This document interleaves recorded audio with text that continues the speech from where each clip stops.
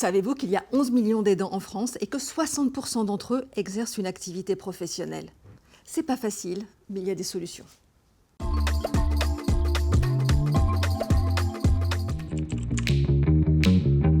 Alors pour dégager du temps, la première chose, c'est d'en parler avec la famille, de voir qui peut faire quoi et quand, selon ses possibilités, selon ses moyens. Donc les choses doivent être claires, de telle sorte à ce que vous ne fassiez pas seul, parce que vous n'en aurez pas la possibilité. Quel que soit votre statut, vous avez la possibilité de prendre un congé proche aidant.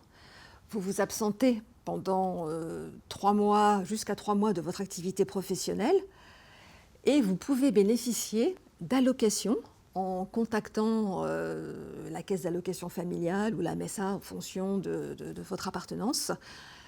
Vous avez également la possibilité de prendre un congé solidarité famille. Bon, ça, c'est dans les situations de fin de vie. Ensuite, en fonction de votre convention collective, vous pouvez avoir certains droits, des prestations financières, des aides avec des prestations de care management qui vous sont proposées et qui vous aideront dans l'organisation. Pour ça, renseignez-vous soit auprès des syndicats, pour les conventions collectives, auprès des services des ressources humaines ou sur Légifrance, et là vous pourrez obtenir toutes ces informations.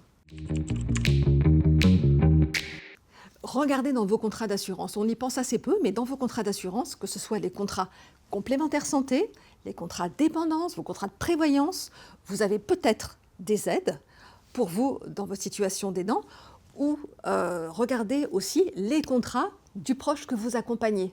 Notamment en cas de sortie d'hospitalisation, on y pense assez peu, mais vous avez des services d'assistance qui prennent parfois en charge des heures d'aide ménagère au retour.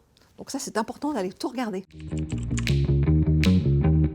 Moi, je vous conseille quand même d'en parler à votre supérieur hiérarchique, d'en parler au service des ressources humaines, d'aller voir, le cas échéant, si vous en avez un service de santé au travail qui pourra vous épauler, et bien sûr, d'en parler à votre médecin, d'en parler à des associations et voir un psychologue si les choses sont un petit peu trop lourdes à porter. Mesdames!